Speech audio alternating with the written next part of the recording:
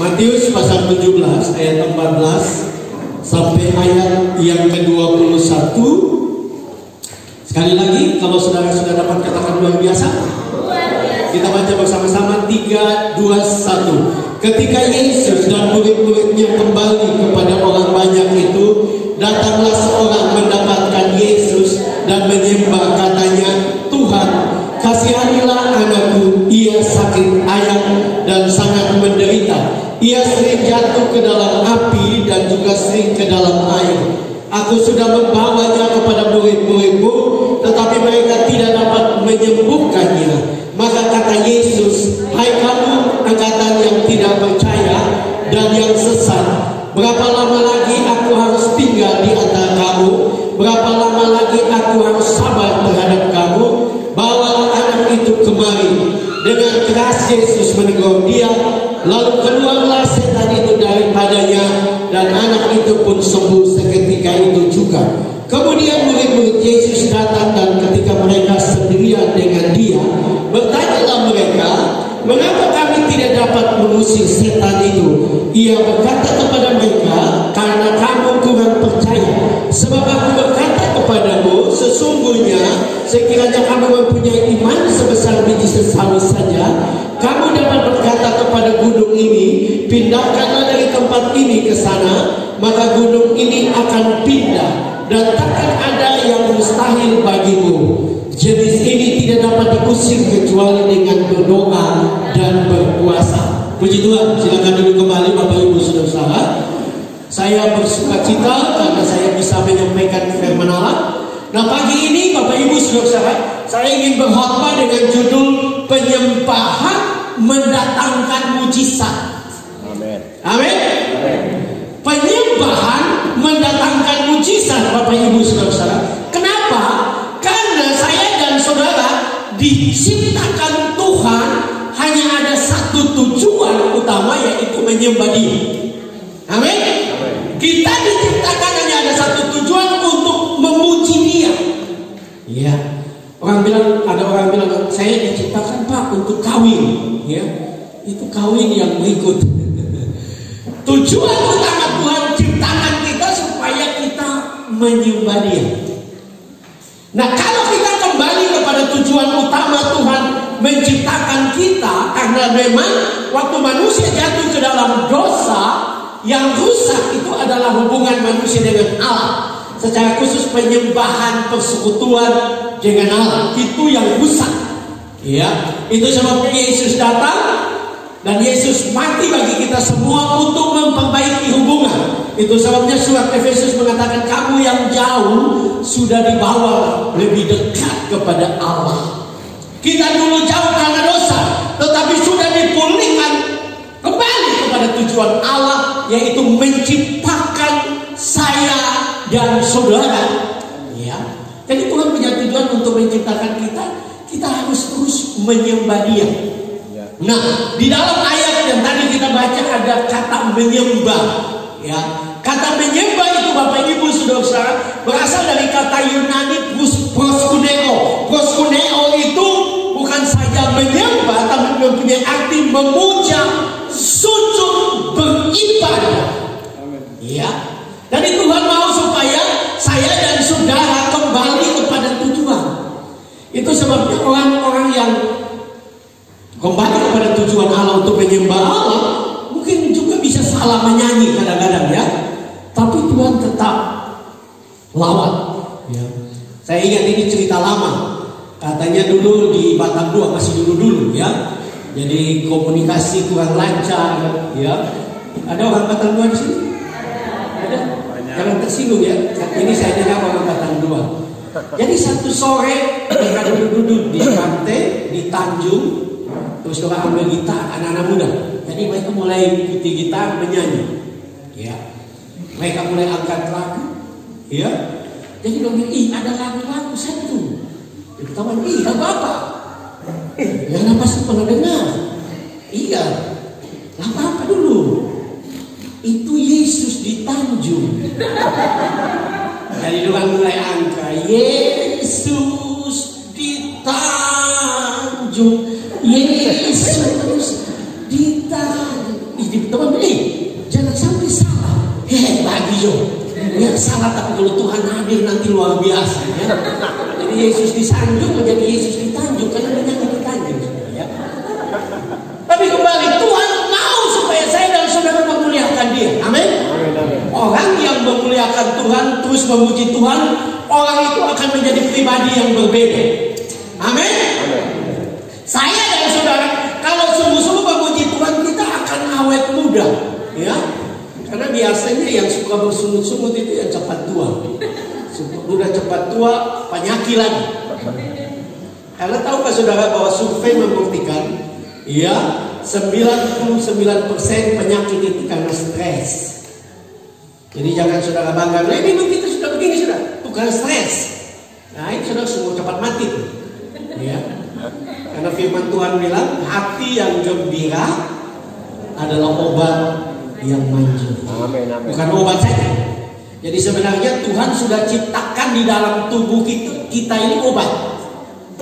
Dan itu betul saudara, ya bukan sekedar ayat firman Tuhan yang sepertinya menjanjikan atau menghibur kita, tidak. Karena penelitian sudah dilakukan di Amerika, ya. Di Amerika sudah dilakukan penelitian Bapak Ibu Saudara-saudara. Orang bisa sembuh, padahal mereka bukan orang Kristen sungguh-sungguh, hanya karena terapi tertawa. Itu sebabnya pernah di Jakarta dan di beberapa kota di Pulau Jawa dan di Bali itu ada terapi tertawa. Jadi orang hanya, itu pernah muncul juga di TV beberapa tahun lalu. Saya ingat acaranya Tukul Arwana, Empat Mata. Jadi orang hanya dipancing untuk ketawa. Jadi karena itu penelitian langsung, ada seorang yang sakit parah, dokter sudah hands up, dokter sudah angkat tangan.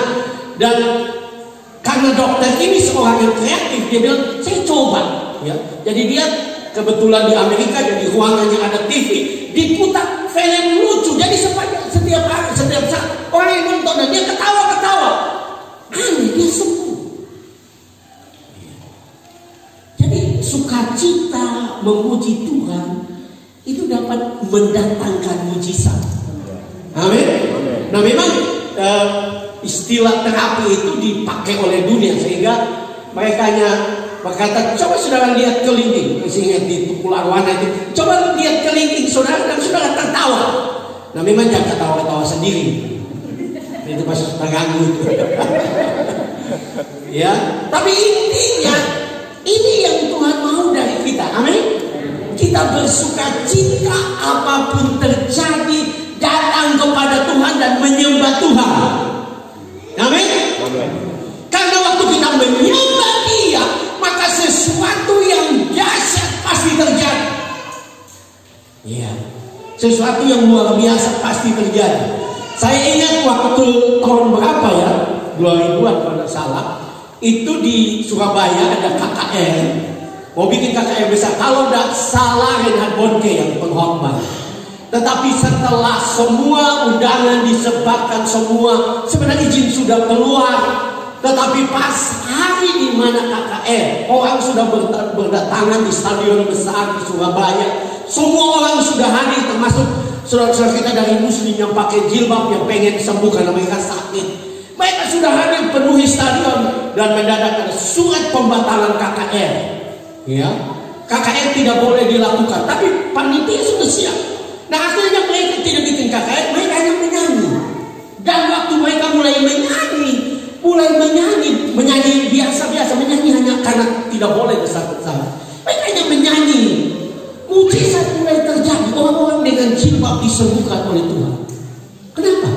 Karena waktu kita memuji Tuhan, ya, waktu kita meninggikan Tuhan, kita sedang menempatkan Allah pada tempatnya. Amin. Mazmur 22 ayat 4 mengatakan Allah bertakhta di atas pujian orang Israel, atau Allah bertakhta di atas pujian orang percaya. Untuk apa?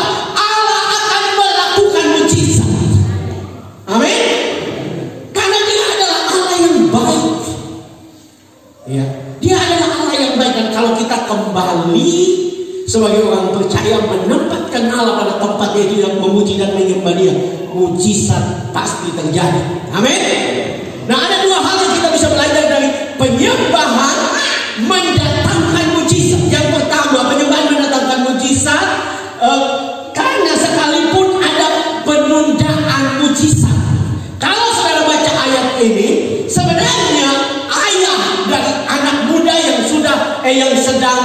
menderita sakit ayam ini sudah datang kepada murid-murid. Karena Yesus sebelum kisah ini, Yesus ada naik atas gunung bersama 3 muridnya, yaitu Petrus, Yohanes, dan Yakobus. Dan di situ Yesus dipermuliakan. Jadi ada beberapa saat Yesus tidak bersama dengan semua muridnya, hanya dengan 3 di atas gunung. Dan waktu Yesus ada di sana, ternyata ayah dari anak ini dengan anak itu sudah datang kepada murid-murid, tetapi mereka tidak bisa menyembuhkan dia. Nah, kalau saudara membaca di dalam kisah ini dengan jelas, setelah Yesus turun, ayah ini datang kepada Yesus dan dia menyembah. Ya, Alkitab mengatakan dia datang dan dia menyembah. Saya berpikir, Bapak Ibu saudara, kenapa pertama tidak terjadi mujizat? Karena mungkin dia datang dengan biasa saja, dia datang dengan santai, dia datang dengan acuh-acuh, dia datang dengan tidak sungguh-sungguh kepada Yesus, dan dia mau minta supaya Yesus, datang kepada murid-murid Yesus, dan mereka berdoa dan tidak terjadi mujizat. Karena mujizat itu hanya bisa terjadi apabila orang yang datang itu percaya sungguh-sungguh. Amin. Itu sebabnya waktu Yesus turun, dia datang, Alkitab mengatakan bahwa dia menyembah Tuhan. Saya dan saudara harus sadar bahwa Tuhan kita adalah Tuhan yang baik. Amin. Alkitab adalah Allah yang baik. Tapi saya dan saudara tidak hanya sekedar suka-suka kita datang kepada Tuhan, datang kepada hamba Tuhan, datang ke gereja dan kita mengharapkan mujizat. Tuhan mau kita datang dengan kesungguhan. Amin. Karena kalau kita datang dengan kesungguhan, kita sedang kembali kepada apa yang tadi saya katakan, tujuan Allah menciptakan kita, yaitu untuk menyembah Tuhan. Iya. Mungkin engkau berkata, Pak Pendeta, saya sudah datang seperti ayah dan anak itu. Saya sudah datang, sudah menyembah Tuhan, memuji Tuhan. Nah, dalam sisi yang lain, ya, kita juga harus sadar bahwa cara kerja Tuhan itu berbeda dengan cara kerja kita. Amin. Waktu Tuhan itu berbeda dengan waktu kita. Ya. Nah, kalau saudara perhatikan dengan jelas, di sini prosesnya untuk membawa ayah dari anak itu untuk sungguh-sungguh kepada Tuhan. Ya. Nah, kadang-kadang Tuhan menunda. Kalau saudara membaca dalam Injil Yohanes pasal 11, ya, saudara akan menemukan kisah tentang Yesus membangkitkan Lazarus. Ya, kisah itu menceritakan tentang Yesus membangkitkan Lazarus. Dan Bapak Ibu saudara-saudara, sebenarnya Alkitab dengan jelas menunjukkan bahwa Maria, Marta dan murid-murid, Maria, Marta dan Lazarus itu adalah orang yang mengasihi Yesus, betul? Ya. Yesus sedang ada di tempat yang cukup jauh, karena kita mengatakan perjalanan di seberang Yordan. Dari Betania itu ke seberang Yordan itu perjalanannya 2 hari. Zaman itu belum ada mobil, belum ada motor. Ya, jadi orang jalan kaki untuk memberitahukan. Perjalanannya 2 hari. Artinya penyakit Lazarus itu serius. Tetapi Alkitab mengatakan, kalau saudara baca di dalam Yohanes 11 ayat yang ke-6, di situ dikatakan bahwa Yesus sengaja menunda 2 hari. Ya. Jadi waktu mereka sampai beritahukan kepada Yesus sesuatu yang serius, Yesus sengaja menunda 2 hari. Nah, perjalanan ke Betania dari Yordan dia tunda 2 hari. Perjalanan 2 hari artinya 4 hari. Itu sebabnya waktu Yesus sampai di Betania, Lazarus sudah berbau busuk. Ya. Itu sebabnya Maria dan Marta sedikit agak kecewa waktu ketemu dengan Yesus. Kata-katanya sama. Tuhan, kalau waktu itu Engkau ada, maka Lazarus tidak mati. Ya. Karena mereka merasa bahwa Tuhan terlambat.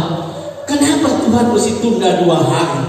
Kenapa Tuhan tidak langsung respon? Ya. Tapi di sini kita belajar bahwa penundaan itu ada satu tujuan dari Allah yang besar, yaitu Allah ingin melakukan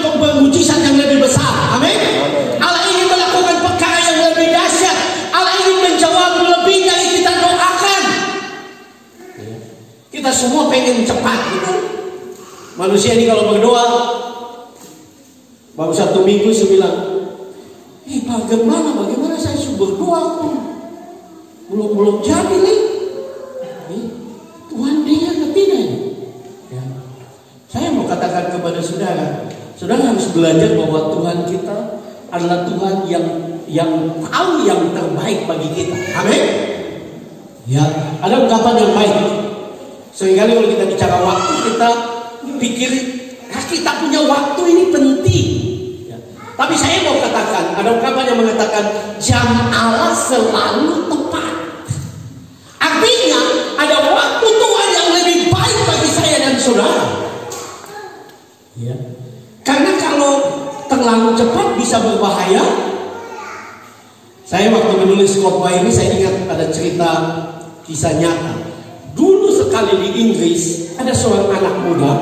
Itu zaman dimana orang pengen jadi misionaris, ya, pengen jadi misionaris di Afrika. Jadi anak muda ini pengen sekali jadi misionaris karena terbeban dengan jiwa-jiwa orang Afrika yang masih kanibal, yang masih makan orang, ya.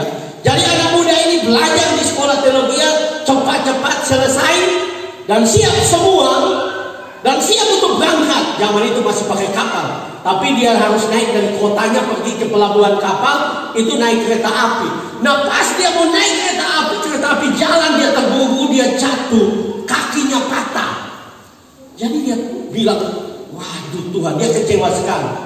Tuhan, kenapa saya mau pergi menginjil, memberitakan Injil di suku kanibal, Tuhan izinkan saya punya kaki patah. Tuhan bagaimana sih? Tapi kemudian dia berdoa dan dia tetap yakin bahwa Tuhan punya rencana yang terbaik. Tuhan itu baik. Dia terus memuji Tuhan, dia terus percaya kepada Tuhan, dia terus mengandalkan Tuhan. Nah karena kakinya patah, diamputasi, diganti dengan kaki palsu, ya. Singkat cerita dia kemudian berangkat lagi naik kapal. Jadi misionaris pergi di pedalaman Afrika. Waktu dia tiba di sana, ya, dia waktu tiba di sana masuk ke hutan, dia ditangkap oleh suku kanibal. Jadi karena ditangkap oleh suku kanibal, mereka bilang, kita malam ini kita bikin makan dulu, makan daging manusia. Jadi orang potong kakinya, orang masak. Kaki dulu, dia bilang, untuk makan lebih kaki, karena ini orang boleh. Jadi coba lebih kaki enak kan? Ya. Jadi dong masak. Jadi waktu selesai masak kakinya itu, dong kasih di kepala suku. Ya, kepala suku waktu gigit keras sekali. Kepala suku kaget. Langsung dia bilang, wah ini bukan manusia. Jadi semua berlutut menyembah kepada bule itu. Karena dong ambil ternyata kaki palsunya. Ya. Jadi anak muda ini bilang, wah itu. Jadi mereka berlutut menyembah karena mereka pikir dewa, jadi dia mulai bicara dan dia mulai memberitakan Injil. Mereka diselamatkan. Anak muda ini baru sadar kalau dia dulu pergi waktu pertama kali itu yang belum cacat, belum patah kaki, pasti dia dapat makan betul-betul. Tapi Tuhan izinkan dia tertunda dengan kaki palsu, akhirnya dia justru berhasil dalam pemberitaan itu. Artinya Tuhan kadang-kadang menunda mujizat buat kita karena dia punya rencana yang lebih baik. Amin. Amin. Amin. Coba tepuk temanmu di sebelah dan bilang, Tuhan punya rencana yang lebih baik bagi hidupmu. Amin. Amin. Amin. Karena seringkali kita berpikir, kenapa sih ikut Tuhan kok begini, doa-doa belum dijawab. Saya mau katakan terus berdoa, terus memuji Tuhan, terus menyembah Tuhan. Percayalah bahwa ada waktu Tuhan, ada saat Tuhan yang paling tepat, sehingga engkau akan mengalami mujizat Tuhan. Amin. Engkau akan meninggikan Tuhan, engkau akan mengagungkan Tuhan, dan engkau akan berkata, Tuhan, engkau terlalu baik. Jangan jadi orang Kristen yang gampang untuk kecewa dengan Tuhan. Amin. Terus percaya bahwa Tuhan kita adalah Tuhan yang sangat baik. Amin. Yang kedua yang kita bisa belajar, penyembahan mendatangkan mujizat karena tidak ada yang mustahil bagi orang percaya. Amin. Ya, di sini Yesus sedang menunjukkan bahwa kalau kita sungguh-sungguh percaya kepada Tuhan, ya, tidak ada yang mustahil bagi kita. Amin. Apa sih yang saudara impikan yang Tuhan tidak bisa tolong? Apa sih yang saudara imani yang Tuhan tidak bisa tolong? Saya percaya Tuhan bisa tolong semua hal. Amin. Karena Dia Allah yang besar. Ya.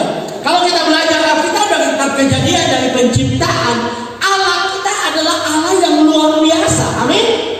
Allah kita adalah Allah yang menciptakan dari tidak ada menjadi ada. Istilah bahasa Latinnya ex nihilo. Dia ciptakan dari tidak ada. Dia berfirman jadi ada. Apa lagi yang sudah ada? Betul? Amin. Saudara yang butuhkan itu yang ada atau tidak ada?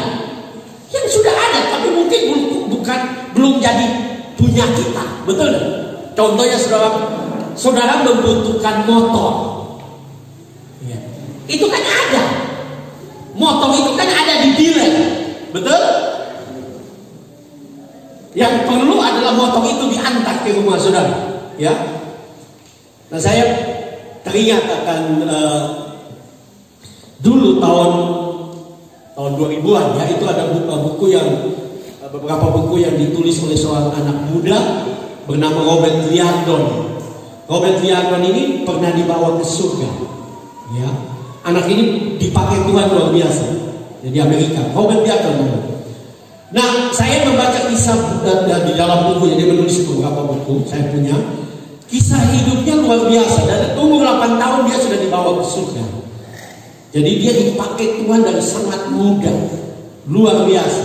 Tetapi ada kisah yang luar biasa yang memberi pengertian betapa pentingnya saya dan saudara terus menjadi orang percaya yang percaya tidak ada yang mustahil bagi orang percaya. Amin. Saya dan saudara harus punya iman. Perhatikan kisah ini. Murid-murid tidak bisa menyembuhkan anak muda yang sakit ayam karena mereka tidak percaya. Yesus hanya melakukan mujizat kalau percaya. Bahkan Alkitab mengatakan Yesus tidak melakukan mujizat di Nazaret, di kampungnya sendiri, karena mereka tidak percaya. Hanya itu alasan tidak ada mujizat. Jadi kalau saudara belum lihat mujizat, persoalannya bukan Tuhan pilih kasih, persoalannya bukan saudara tidak sempurna, persoalannya karena engkau belum sungguh-sungguh percaya, karena engkau tidak percaya. Nah, saya ingat kisah itu, saudara. Dia dibawa ke surga, dan di waktu dia dibawa ke surga, dia jalan dengan Yesus di surga, dan waktu dia jalan dengan Yesus, dia lihat satu gedung besar. Jadi dia tanya kepada Tuhan Yesus, Tuhan Yesus, itu apa Tuhan? Itu apa? Dan Tuhan berkata bahwa itu gudang. Nah, dia kaget. Allah kan maha kuasa. Iya kan? Dia pencipta, kok Allah kok punya gudang? Dan singkat cerita mereka jalan terus, dia dengan Yesus, dan Yesus buka gedung pintu gerbang dari gudang itu. Dan di situ ada tangan, ada kaki, ada mata, ada jantung, ada paru-paru, ya, ada semua. Bahkan ada mobil, ada motor, ada rumah di gudang yang besar itu, ya. Dan dia bertanya, Tuhan, untuk apa barang-barang ini di surga? Dan Tuhan Yesus berkata, anakku, ini adalah persediaanku untuk orang-orang percaya. Kalau orang-orang percaya yang percaya kepadaku meminta sesuatu, barang-barangnya atau yang dibutuhkan oleh orang percaya ada di gudang di surga. Sehingga waktu mereka meminta, aku akan memerintahkan malaikatku untuk mengantar.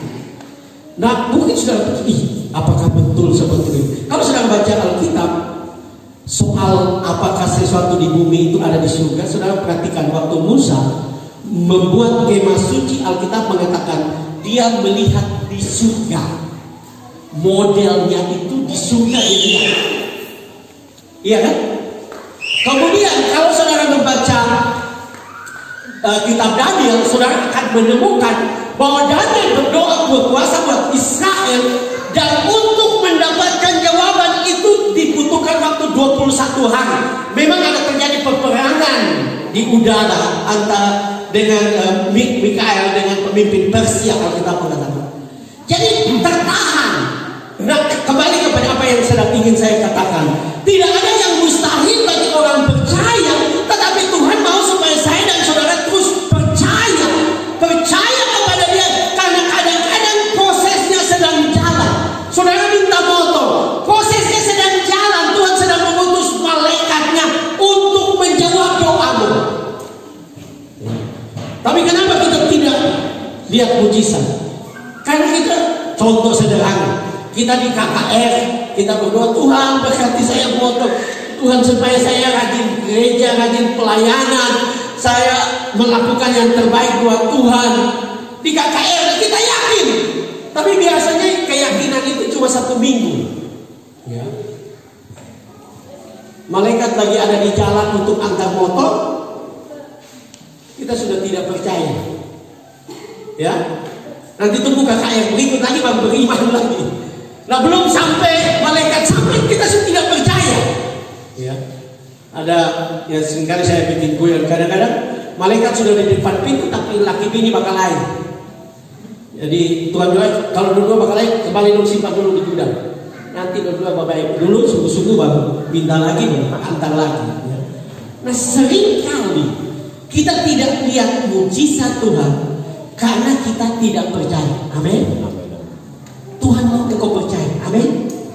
Berdoa sampai mujizat terjadi, memuji Tuhan sampai mujizat terjadi, terus meninggikan Dia setiap saat di rumah, dimanapun engkau berada, di kebun, di dapur, engkau terus memuji Tuhan. Percaya bahwa janji Tuhan itu ya dan amin. Mujizat pasti terjadi. Ya. Karena Tuhan kita adalah Tuhan yang baik. Berapa banyak di antara saudara yang percaya bahwa Tuhan baik? Lama katakan saudara, Dia baik buat engkau. Dia tahu yang engkau perlukan, Dia tahu yang engkau butuhkan. Tapi Dia hanya bisa melakukan mujizat kalau kita percaya. Dia hanya bisa mengerjakan mujizat. Itu sebabnya tiap kali Yesus menyembuhkan orang, Dia selalu berkata, imanmu telah menyelamatkan engkau. Imanmu telah menyembuhkan engkau. Iman sebesar ini tidak pernah aku dapat. Dan Yesus tidak peduli. Karena kalau saudara baca tentang perempuan Sirofenisia, perempuan Kanaan yang datang kepada Yesus, dia bukan Yahudi, dia tidak percaya Allah Yahweh, tapi karena dia datang kepada Yesus, dia menyembah Yesus. Dan waktu dia menyembah Yesus, dia terus maju. Yesus seperti menolak dia. Yesus berkata dia hanya datang kepada orang Israel. Dia berteriak, Yesus tidak menanggapi. Kemudian dia terus berteriak. Yesus berkata dia hanya diutus untuk orang Israel, bangsa Israel. Tapi dia terus maju. Imannya mengerjakan mujizat. Ya. Kalau engkau beriman, tidak ada yang mustahil bagi Allah. Ayat ini di dalam kitab yang tadi kita baca, Yesus berkata, kalau engkau punya iman sebesar biji sesawi, engkau dapat berkata kepada gunung, berpindahlah dan tercamparlah ke dalam laut, maka gunung itu pasti pindah. Amin. Ayat ini luar biasa. Biji sesawi itu Bapak Ibu Saudara, biji yang kecil sekali. Saya pernah baca kisah Soyonggi pergi ke Israel dan dia mendapatkan biji sesawi kecil sekali. Dan 1 minggu pagi dia sedang berkhotbah dan dia taruh biji sesawi yang kecil itu di muka kayak meja seperti ini. Dan dia persilakan semua, dia ingin khotbah tentang biji sesawi. Dan dia persilakan semua jemaat antri untuk lihat. Zaman itu ya, banyak orang belum pergi ke Israel. Waktu mereka lihat ada seorang oma yang sudah tua, matanya sudah kabur. Karena dia mau lihat betul-betul, dia terlalu dekat, dia bernapas dan biji itu terbang, hilang. Saking kecil. Nah, Yesus berkata bahwa kalau engkau punya iman sebesar biji sesawi, engkau bisa pindahkan gunung masalah. Masalah rumah tangga, masalah ekonomi, masalah pekerjaan, masalah masa depan, masalah kebahagiaan, masalah penyakit, masalah apapun. Kalau kita punya iman sebesar biji sesawi, Yesus tidak menuntut iman yang luar biasa, yang besar, yang banyak. Ada ungkapan yang mengatakan, kalau engkau punya iman yang kecil, engkau dapat memindahkan berkat Tuhan dari surga datang ke bumi. Tuhan hanya minta engkau punya iman. Ya. Nah saudara, apapun masalah, percaya, terus memuji Tuhan, terus meninggikan Dia, karena tidak ada yang mustahil bagi Dia. Tidak ada yang mustahil bagi juga orang percaya. Kalau engkau sungguh-sungguh beriman, karena Dia Allah yang baik, Dia terlalu baik, Dia luar biasa baik. Tahukah saudara bahwa ayat ini pernah menjadi ayat yang luar biasa? Ini kejadian pada abad ke-10, pada tahun 979 Masehi. Itu di Mesir.